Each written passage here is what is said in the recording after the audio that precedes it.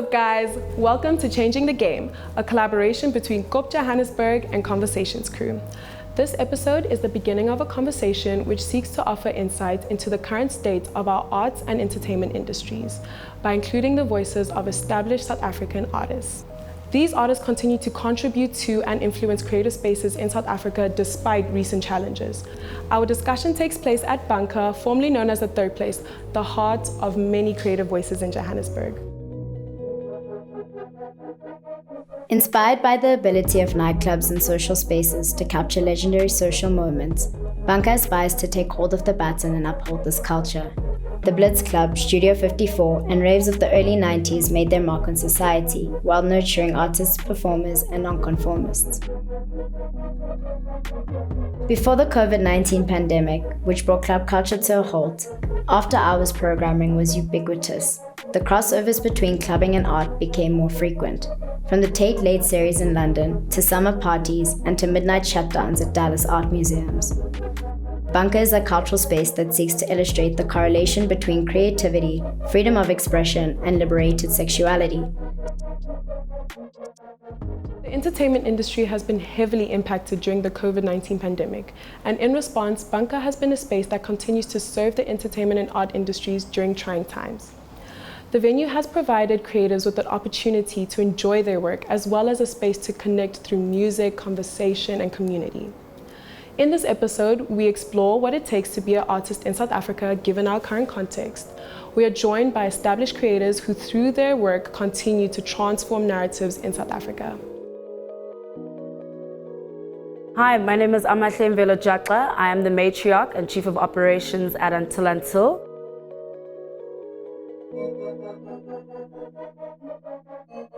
We are a brand and marketing company that offers tactile solutions. When we're not being serious, we throw some of the best grooves South Africa has seen, including Bacardi Holiday Club, Sunday Rose Pajama Party, Juluga, just to name a few.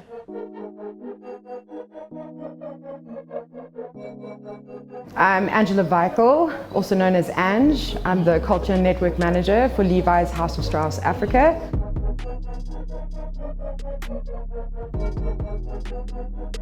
I'm also the director of the South African chapter of She Said So, and when there's not a pandemic, I'm a DJ.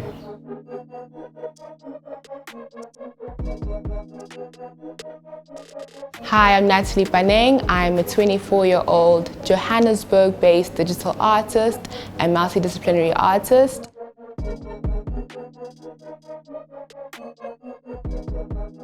I see myself as a general world builder, and what I do basically is create multiple worlds and multiple characters and share them online.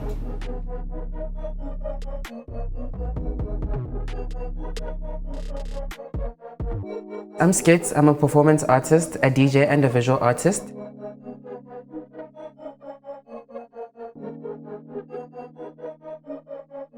My work looks into exploring the traumas and experiences of Black bodies, and I've been in the practice for 6 years and going.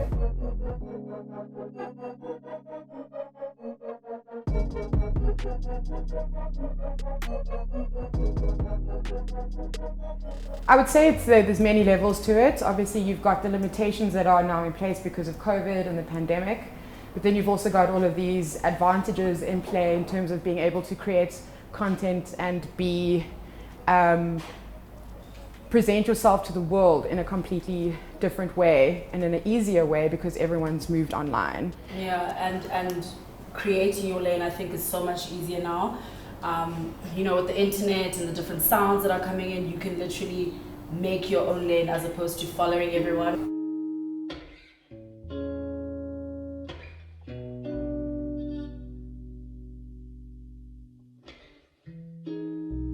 It's easier for people to introduce themselves as artists because there's the internet involved. Not everyone is going outside now, so you get more time to engage with the internet and art being exposed to you at a disposable time. Like, it's easy, it's very easy to not to be an artist, but to just kind of Share your work. Share your word, share your voice. Yeah.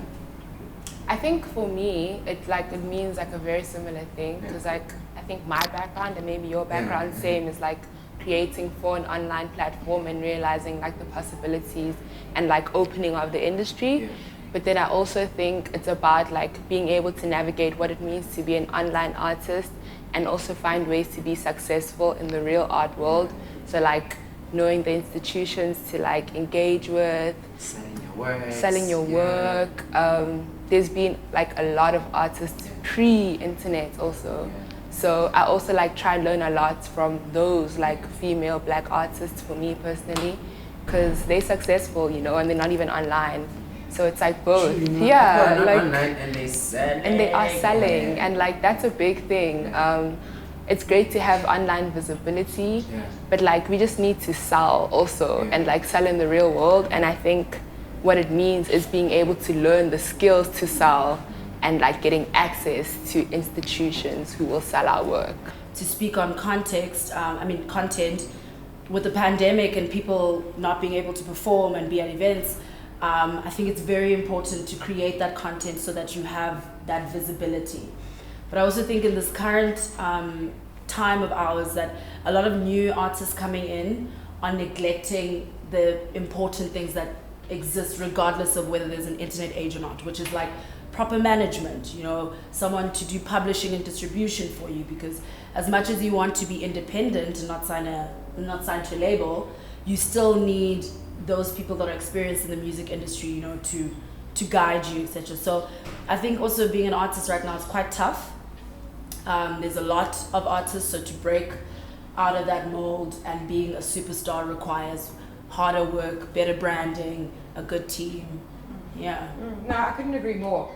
And I think what I've witnessed in the last year is a lot of the independent artists starting to take themselves seriously. As Jack said, like you can't just bust out on the scene and be like, I've arrived, pick me. Like that didn't even work when you could play like 3 or 4 times a week, you know? Because there you still have to have something that it makes you attractive to a promoter or to a club or something like that before they take a chance on you, you know? But what I've seen with the producers and the artists that I know, they've kind of gone back to square one and said, cool, where do I belong in this sphere? Is my audience in South Africa? Is my audience in Europe? Where do I belong? And then taking advantage of that by like, if you know most of the people that are listening to your music aren't in South Africa, you get press supports and like PR and management on the continent or in the countries where people are listening to your music, because then you're getting this visibility that will then encourage people back home to start paying attention to what you're doing. Right now, art is in a really not great space, but it's in a beautiful, manageable, also a space where you learn a lot on a daily. I feel like I find something every day. I like that. And your contemporaries are also like super inspiring. Like you're a contemporary who I look up to, Lungantila, like watching her grow, knowing that it started online and it's like institutions on WeTransfer in galleries, and how she has managed to just take so much control of her practice as a black woman, not only online but like in institutions too.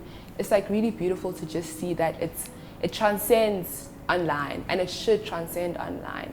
And online gives us a certain type of access, but it doesn't always give like direct money and like direct. It is a lot of access. It's a lot of access. Look at you now, you're an international hand. Yeah, and that's the thing. It's like the gallery I'm signed to is like not based in South Africa, and I found them through they found me on Instagram, and it's just crazy to be like creating in South Africa, knowing that your work is understood and translates. It translates like beyond you, beyond your context.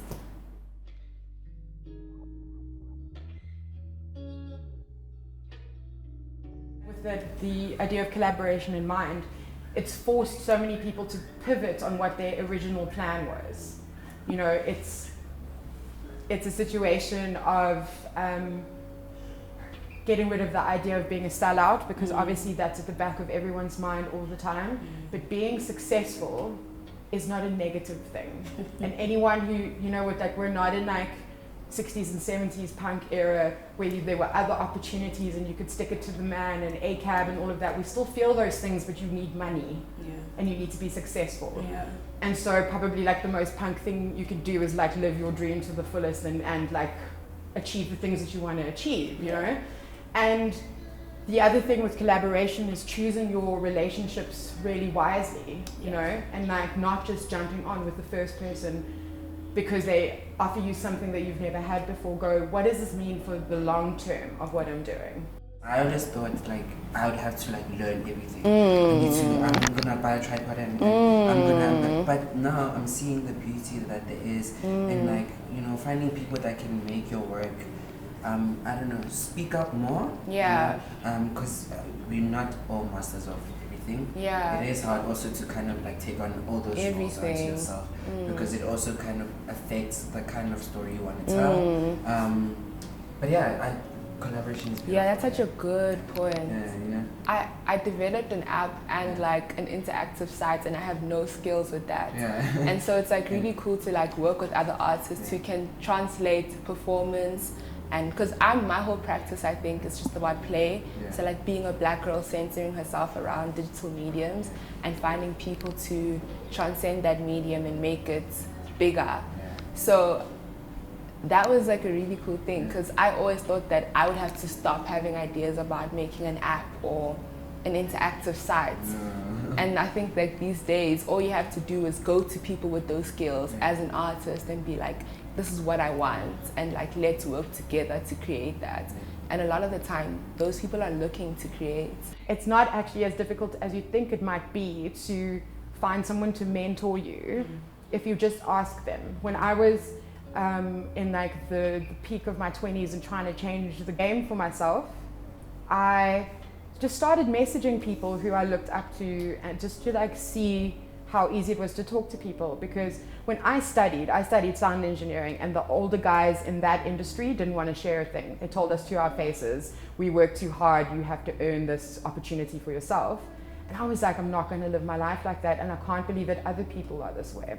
Started reaching out, got really positive responses, and because of that was able to build really good relationships around myself, people I could ask questions and like trust that they'll give me solid advice. I'm not sure if it's the same with you, but I'd imagine with a lot of us like who are like internet artists who are like transcending, is this whole thing of you're doing it yourself and you're also like the brand, you're also the person who they come like directly to and talk to. PR. Doing it all. You're doing it all. Doing my finances. Hi, sorry, Yes. Yeah, so I think that's like a really easy way, I think, to maintain that individuality. But I don't know, I don't want to speak for you. How do you do it? I completely get that. I mean, for me, it is different because my work is like, I do imagine yours is also like personal. But for me, I've kind of found a way to keep to myself, to still be like me. I do a lot of like spiritual, like, I'm like very spiritually invested in myself. So I do my yoga, I do my, my meditation, and that has kept me like afloat because it is very easy to just get lost in the sauce.